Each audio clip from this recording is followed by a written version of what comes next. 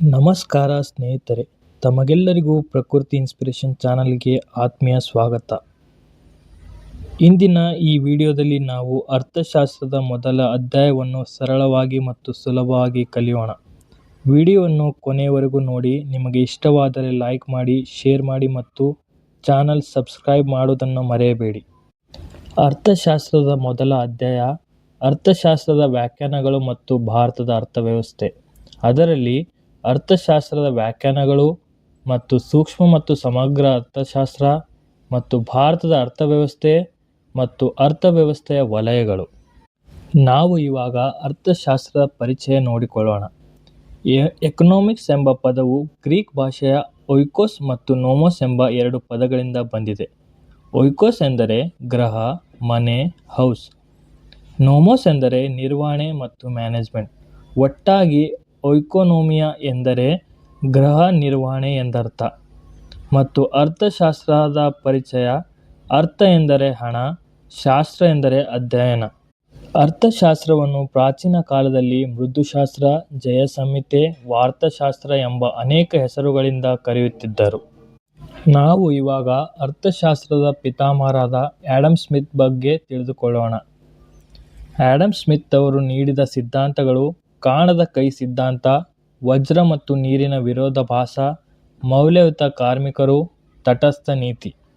ಇವರ ಕೃತಿಗಳು ನೈತಿಕ ಭಾವನೆಗಳ ಸಿದ್ಧಾಂತ ಅಂದರೆ the theory of moral sentiments. ಇನ್ನೊಂದು ಕೃತಿ ರಾಷ್ಟ್ರಗಳ ಸಂಪತ್ತು. ಇದು 1776ರಲ್ಲಿ ರಚಿಸಿದರು. ಇವಾಗ ನಾವು ಪ್ರಾಚೀನ ಅರ್ಥಶಾಸ್ತ್ರದ ಮತ್ತು ಭಾರತದ ಅರ್ಥಶಾಸ್ತ್ರದ ಪಿತಾಮಹ ಕೌಟಿಲ್ಯನ ಬಗ್ಗೆ ತಿಳಿದುಕೊಳ್ಳೋಣ. ಅವರು ರಚಿಸಿದ ಗ್ರಂಥ ಅರ್ಥಶಾಸ್ತ್ರ. ಈ ಅರ್ಥಶಾಸ್ತ್ರವು ಸಂಸ್ಕೃತ ಭಾಷೆಯಲ್ಲಿದೆ. ಈ ಗ್ರಂಥವು ಕ್ರಿಸ್ತಪೂರ್ವ 3-4ನೇ ಶತಮಾನದಲ್ಲಿ ರಚನೆಯಾಗಿದೆ.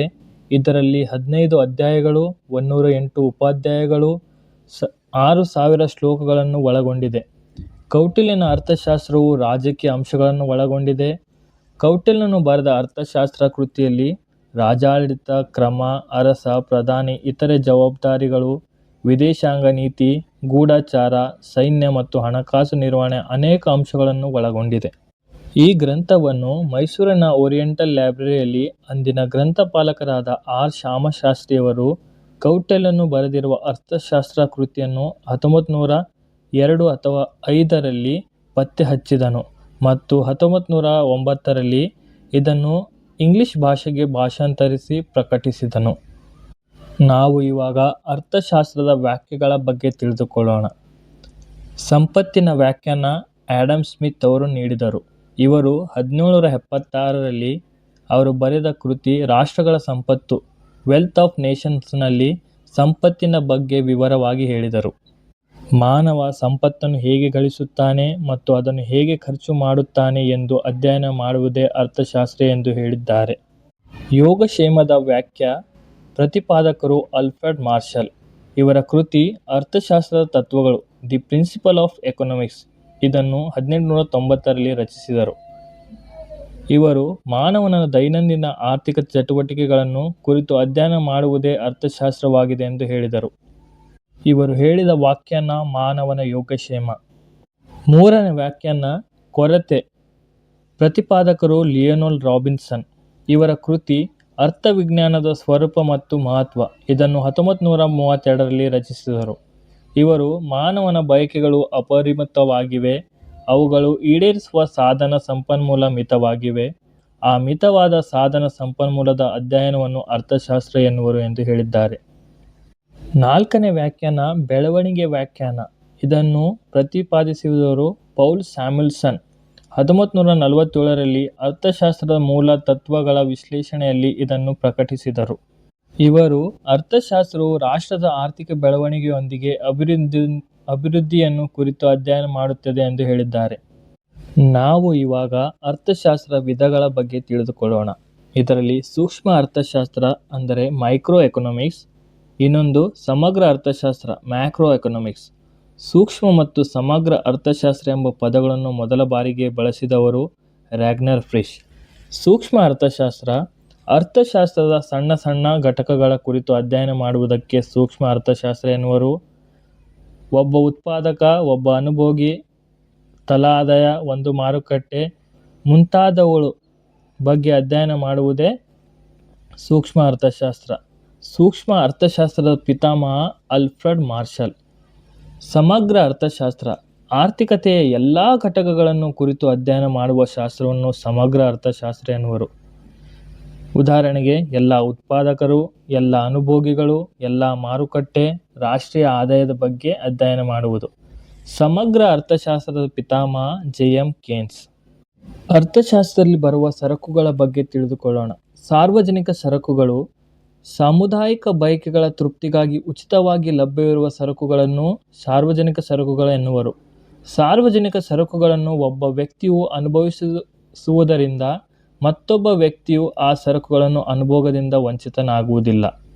ಆದರೆ ಖಾಸಗಿ ಸರಕುಗಳು ವೈಯಕ್ತಿಕ ಮತ್ತು ಖಾಸಗಿ ಬಯಕೆಗಳನ್ನು ತೃಪ್ತಿಪಡಿಸಿಕೊಳ್ಳಲು ಜನರು ಉಪಯೋಗಿಸುವ ಸರಕುಗಳಾಗಿವೆ ಮತ್ತು ಇವು ಒಬ್ಬ ವ್ಯಕ್ತಿ ಅನುಭವಿಸುವುದರಿಂದ ಮತ್ತೊಬ್ಬ ವ್ಯಕ್ತಿಯು ಆ ಸರಕಿನ ಅನುಭೋಗದಿಂದ ವಂಚಿತನಾಗುತ್ತಾನೆ. ಇವಾಗ ನಾವು ಅರ್ಥವ್ಯವಸ್ಥೆ ಎಕಾನಮಿ ಬಗ್ಗೆ ತಿಳಿದುಕೊಳ್ಳೋಣ. ಆರ್ಥಿಕ ಚಟುವಟಿಕೆಗಳನ್ನು ಅಥವಾ ಉತ್ಪಾದನೆಗಳನ್ನು ವ್ಯವಸ್ಥಿತವಾಗಿ ಸಂಘಟಿಸುವ ವ್ಯವಸ್ಥೆಯನ್ನು ಅರ್ಥವ್ಯವಸ್ಥೆ ಎನ್ನುವರು. ಪ್ರಪಂಚದ ಅರ್ಥವ್ಯವಸ್ಥೆಯಲ್ಲಿ ವಿಧಗಳು 3: ಸಮಾಜವಾದಿ ಅರ್ಥವ್ಯವಸ್ಥೆ, ಬಂಡವಾಳಶಾಹಿ ಅರ್ಥವ್ಯವಸ್ಥೆ, ಮಿಶ್ರ ಅರ್ಥವ್ಯವಸ್ಥೆ. ಇದರಲ್ಲಿ ಮೊದಲನೆಯದು ಸಮಾಜವಾದಿ ಅರ್ಥವ್ಯವಸ್ಥೆ. ಎಲ್ಲ ಉತ್ಪಾದನಾ ಸಾಧನ ಮತ್ತು ಸಂಪನ್ಮೂಲಗಳ ಒಡೆತನ ಮತ್ತು ನಿಯಂತ್ರಣವನ್ನು ಸರ್ಕಾರ ಹೊಂದಿರುವುದು. ಇದು ಕಾರ್ಲ್ ಮಾರ್ಕ್ಸ್ ರವರ ಕಲ್ಪನೆಯಾಗಿದೆ. ಇದರ ಲಕ್ಷಣಗಳು: ಸರ್ಕಾರದ ಸಂಪೂರ್ಣ ಹಸ್ತಕ್ಷೇಪವಿರುತ್ತದೆ, ಸರ್ಕಾರದ ಒಡೆತನ ಮತ್ತು ನಿಯಂತ್ರಣ, ಉದ್ದೇಶ ಸಾರ್ವಜನಿಕರ ಹಿತರಕ್ಷಣೆ, ಬೆಲೆಯು ಸರ್ಕಾರವೇ ನಿರ್ಧರಿಸುತ್ತದೆ, ಅಸಮಾನತೆ ಇರುವುದಿಲ್ಲ, ಕೇಂದ್ರೀಕೃತ ಯೋಜನೆಗಳ ಜಾರಿಯಲ್ಲಿರುತ್ತವೆ. ಎರಡನೇದು ಬಂಡವಾಳಶಾಹಿ ಅರ್ಥವ್ಯವಸ್ಥೆ. ಎಲ್ಲ ಉತ್ಪಾದನಾ ಸಾಧನ ಮತ್ತು ಸಂಪನ್ಮೂಲಗಳು ಖಾಸಗಿಯವರ ಒಡೆತನ ಮತ್ತು ನಿಯಂತ್ರಣದಲ್ಲಿರುತ್ತವೆ. ಇದು ಆಡಮ್ ಸ್ಮಿತ್ ಅವರ ಪರಿಕಲ್ಪನೆ ಆಗಿದೆ. ಇದರ ಲಕ್ಷಣಗಳು: ಸರ್ಕಾರದ ಹಸ್ತಕ್ಷೇಪ ಇರುವುದಿಲ್ಲ, ಖಾಸಗಿಯವರ ಒಡೆತನ ಮತ್ತು ನಿಯಂತ್ರಣ, ಉದ್ದೇಶ ಇವರ ಉದ್ದೇಶವು ಲಾಭವನ್ನು ಮಾಡುವುದಾಗಿರುತ್ತದೆ, ಬೆಲೆ ನಿಯಂತ್ರಣವು ಮಾರುಕಟ್ಟೆಯ ಬೇಡಿಕೆ ಮತ್ತು ಪೂರೈಕೆಯಲ್ಲಿ ನಿರ್ಧಾರವಾಗುತ್ತದೆ, ಅನುಭೋಗಿಗೆ ಸ್ವಾತಂತ್ರ್ಯ ಇರುತ್ತದೆ, ಹಣವೇ ಕೇಂದ್ರವಾಗಿರುತ್ತದೆ. ಮೂರನೇದು ಮಿಶ್ರ ಅರ್ಥವ್ಯವಸ್ಥೆ. ಸಾರ್ವಜನಿಕ ವಲಯ ಮತ್ತು ಖಾಸಗಿ ವಲಯಗಳು ಎರಡೂ ಅಸ್ತಿತ್ವದಲ್ಲಿರುವುದು. ಇದು ಜೆ.ಎಂ. ಕೇನ್ಸ್ ಅವರ ಪರಿಕಲ್ಪನೆಯಾಗಿದೆ. ಇದರ ಲಕ್ಷಣಗಳು: ಸರ್ಕಾರದ ಹಸ್ತಕ್ಷೇಪವಿದ್ದು ಖಾಸಗಿ ವಲಯವು ಅಸ್ತಿತ್ವದಲ್ಲಿರುತ್ತದೆ, ಸಾರ್ವಜನಿಕರ ಹಿತ ಮುಖ್ಯವಾಗಿದ್ದು ಬೆಲೆಯನ್ನು ಸರ್ಕಾರವೇ ನಿರ್ಧರಿಸುತ್ತದೆ, ಅನುಭೋಗಿಗಳಿಗೆ ಸ್ವಾತಂತ್ರ್ಯವಿದ್ದು ಆರ್ಥಿಕ ಯೋಜನೆಗಳು ಜಾರಿಯಲ್ಲಿರುತ್ತವೆ. ಇತರ ಅರ್ಥವ್ಯವಸ್ಥೆಗಳು: ಮುಕ್ತ ಅರ್ಥವ್ಯವಸ್ಥೆ, ಮುಚ್ಚಿದ ಅರ್ಥವ್ಯವಸ್ಥೆ, ದ್ವಂದ್ವ ಅರ್ಥವ್ಯವಸ್ಥೆ. ಮುಕ್ತ ಅರ್ಥವ್ಯವಸ್ಥೆಯು ಒಂದು ರಾಷ್ಟ್ರವು ವಿಶ್ವದ ಇತರ ರಾಷ್ಟ್ರಗಳೊಂದಿಗೆ ಅನಿರ್ಬಂಧಿತ ವ್ಯಾಪಾರ ವಾಣಿಜ್ಯ ವ್ಯವಹಾರವನ್ನು ಹೊಂದುವುದಕ್ಕೆ ಮುಕ್ತ ಅರ್ಥವ್ಯವಸ್ಥೆ ಎನ್ನುವರು. ಇದು 1991ರ ನಂತರ ಭಾರತ ಮುಕ್ತ ಅರ್ಥವ್ಯವಸ್ಥೆಯನ್ನು ಅಳವಡಿಸಿಕೊಂಡಿತು. ಎರಡನೇದು ಮುಚ್ಚಿದ ಅರ್ಥವ್ಯವಸ್ಥೆ. ಒಂದು ದೇಶವು ವಿಶ್ವದ ಇತರ ರಾಷ್ಟ್ರಗಳೊಂದಿಗೆ ಯಾವುದೇ ವ್ಯಾಪಾರ ವಾಣಿಜ್ಯ ವ್ಯವಹಾರವನ್ನು ಹೊಂದದೇ ಇರುವುದನ್ನೇ ಮುಚ್ಚಿದ ಅರ್ಥವ್ಯವಸ್ಥೆ ಎನ್ನುವರು. ದೇಶದ ಒಳಗಡೆ ಉತ್ಪಾದನೆಯಾಗಿ ಅಲ್ಲಿಯೇ ಅನುಭೋಗಿಸಲಾಗುತ್ತದೆ. ಯಾವುದೇ ರಫ್ತು ಮತ್ತು ಆಮದುಗಳಿಗೆ ಅವಕಾಶವಿರುವುದಿಲ್ಲ. ದ್ವಂದ್ವ ಅರ್ಥವ್ಯವಸ್ಥೆ. ಪ್ರತಿಪಾದಕರು ಜೆ.ಎಚ್. ಬೋಯರ್. ಆರ್ಥಿಕತೆಯಲ್ಲಿ ಸಾಂಪ್ರದಾಯಿಕ ಆಧುನಿಕ ವ್ಯವಸ್ಥೆಗಳೆರಡೂ ಅಸ್ತಿತ್ವದಲ್ಲಿರುತ್ತವೆ. ಅದನ್ನು ದ್ವಂದ್ವ ಅರ್ಥವ್ಯವಸ್ಥೆ ಎನ್ನುವರು. ಎಕ್ಸಾಂಪಲ್: ಕೃಷಿ, ಕೈಗಾರಿಕೆ. ಅರ್ಥವ್ಯವಸ್ಥೆಯ ವಲಯಗಳ ಬಗ್ಗೆ ಮಾಹಿತಿ. ಇದರಲ್ಲಿ 5 ರೀತಿಯ ವಲಯಗಳು: ಪ್ರಾಥಮಿಕ ವಲಯ, ಮಾಧ್ಯಮಿಕ ಅಥವಾ ದ್ವಿತೀಯ ವಲಯ, ತೃತೀಯ ವಲಯ, ಚತುಷ್ಕ ವಲಯ ಮತ್ತು ಪಂಚಕ ವಲಯ. ಪ್ರಾಥಮಿಕ ವಲಯ ನೈಸರ್ಗಿಕ ಸಂಪನ್ಮೂಲಗಳನ್ನು ನೇರವಾಗಿ ಬಳಸಿ ಕಚ್ಚಾ ವಸ್ತುಗಳನ್ನು ಉತ್ಪಾದಿಸುವ ಚಟುವಟಿಕೆ ಆಗಿದೆ. ಇದರಲ್ಲಿ ಪಶುಸಂಗೋಪನೆ, ಮೀನುಗಾರಿಕೆ, ಗಣಿಗಾರಿಕೆ, ಅರಣ್ಯಗಾರಿಕೆಗಳು ಬರುತ್ತವೆ. ಇದಾದ ನಂತರ ದ್ವಿತೀಯ ವಲಯ ಅಥವಾ ಮಾಧ್ಯಮಿಕ ವಲಯ. ಕಚ್ಚಾ ವಸ್ತುಗಳನ್ನು ಸಿದ್ಧ ವಸ್ತುಗಳನ್ನಾಗಿ ಪರಿವರ್ತಿಸುವ ವಲಯವೇ ದ್ವಿತೀಯ ವಲಯ. ಇದರಲ್ಲಿ ವಿದ್ಯುತ್ ಉತ್ಪಾದನೆ, ತಯಾರಿಕೆ ಕೈಗಾರಿಕೆ, ನಿರ್ಮಾಣ ಕೈಗಾರಿಕೆ ಒಳಗೊಂಡಿದೆ. ಇದಾದ ನಂತರ ತೃತೀಯ ವಲಯ. ಇದನ್ನು ಸೇವಾ ವಲಯ ಎಂದು ಕೂಡ ಕರೆಯುತ್ತಾರೆ. ಸೇವೆಯನ್ನು ಒದಗಿಸುವ ವಲಯ ಇದಾಗಿದೆ. ಇದರಲ್ಲಿ ಸಾರಿಗೆ, ಸಂಪರ್ಕ, ವ್ಯಾಪಾರ, ವಾಣಿಜ್ಯ, ಬ್ಯಾಂಕಿಂಗ್, ವಿಮೆ ಇಂಥ ಸೇವೆಗಳು ಬರುತ್ತವೆ. ಚತುಷ್ಕ ವಲಯ ಬೌದ್ಧಿಕ ಮತ್ತು ಜ್ಞಾನಾಧಾರಿತ ಚಟುವಟಿಕೆ ಒಳಗೊಂಡಿದೆ. ಇದರಲ್ಲಿ ಕಲೆ, ಮಾಹಿತಿ ತಂತ್ರಜ್ಞಾನ, ಸಂಶೋಧನೆ ಇತ್ಯಾದಿಗಳು ಬರುತ್ತವೆ. ಕೊನೆಯದಾಗಿ ಪಂಚಕ ವಲಯ ರಾಷ್ಟ್ರದಲ್ಲಿ ಅತ್ಯುತ್ತಮ ಮಟ್ಟದ ನಿರ್ಧಾರ ತೆಗೆದುಕೊಳ್ಳುವ ವಲಯ ಇದಾಗಿದೆ. ಇದರಲ್ಲಿ ಸಮೂಹ ಮಾಧ್ಯಮಗಳು, ಸರ್ಕಾರಿ ಅಧಿಕಾರಿಗಳು, ವಿಶ್ವವಿದ್ಯಾಲಯಗಳು ಬರುತ್ತವೆ. ವಲಯವಾರು ಕಾರ್ಮಿಕರಿಗಿರುವ ಹೆಸರುಗಳು. ಪ್ರಾಥಮಿಕ ವಲಯದ ಕಾರ್ಮಿಕರಿಗೆ ಕೆಂಪು ಪಟ್ಟಿ ಕಾರ್ಮಿಕರು, ರೆಡ್ ಕಾಲರ್ ವರ್ಕರ್ಸ್ ಎನ್ನುವರು. ಎರಡನೇದು ಮಾಧ್ಯಮಿಕ ಕಾರ್ಮಿಕರಿಗೆ ನೀಲಿ ಪಟ್ಟಿ ಕಾರ್ಮಿಕರು, ಬ್ಲೂ ಕಾಲರ್ ವರ್ಕರ್ಸ್ ಎನ್ನುವರು. ತೃತೀಯ ಕಾರ್ಮಿಕರಿಗೆ ಬಿಳಿ ಪಟ್ಟಿ ಕಾರ್ಮಿಕರು, ವೈಟ್ ಕಾಲರ್ ವರ್ಕರ್ಸ್ ಎನ್ನುವರು.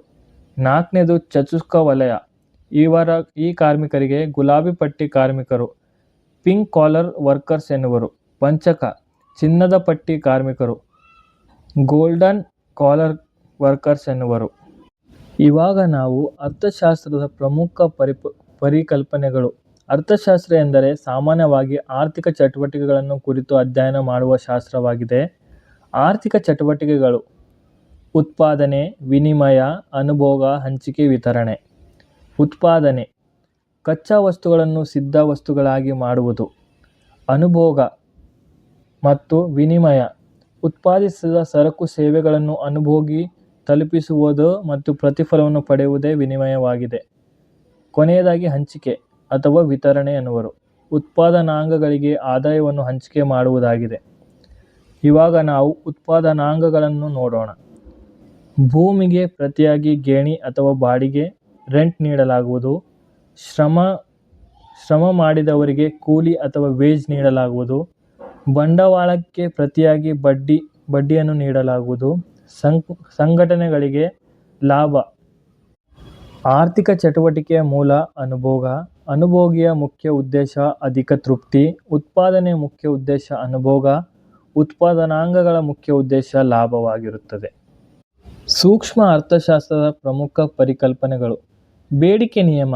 ಬೆಲೆ ಹೆಚ್ಚಳವಾದರೆ ಬೇಡಿಕೆ ಕಡಿಮೆಯಾಗುತ್ತದೆ ಮತ್ತು ಬೆಲೆ ಕಡಿಮೆ ಆದರೆ ಬೇಡಿಕೆ ಹೆಚ್ಚಾಗುತ್ತದೆ. ಇದು ಋಣಾತ್ಮಕವಾಗಿರುತ್ತದೆ. ಮತ್ತು ಪೂರೈಕೆ ನಿಯಮ. ಬೆಲೆ ಹೆಚ್ಚಳವಾದರೆ ಪೂರೈಕೆ ಹೆಚ್ಚಾಗುತ್ತದೆ ಮತ್ತು ಬೆಲೆ ಕಡಿಮೆ ಆದರೆ ಪೂರೈಕೆ ಕಡಿಮೆಯಾಗುತ್ತದೆ. ಇದು ಧನಾತ್ಮಕವಾಗಿರುತ್ತದೆ. ಮತ್ತು ತೃಷ್ಟಿಗುಣ. ಮಾನವನ ಬಯಕೆಯನ್ನು ತೃಪ್ತಿಪಡಿಸುವ ಸರಕು ಮತ್ತು ಸೇವೆಗಳಿಗೆ ತೃಷ್ಟಿಗುಣ ಎನ್ನುವರು. ಇಲ್ಲಿವರೆಗೂ ಈ ಕ್ಲಾಸನ್ನು ವೀಕ್ಷಿಸಿದ ತಮಗೆಲ್ಲರಿಗೂ ಧನ್ಯವಾದಗಳನ್ನು ಹೇಳುತ್ತೇನೆ.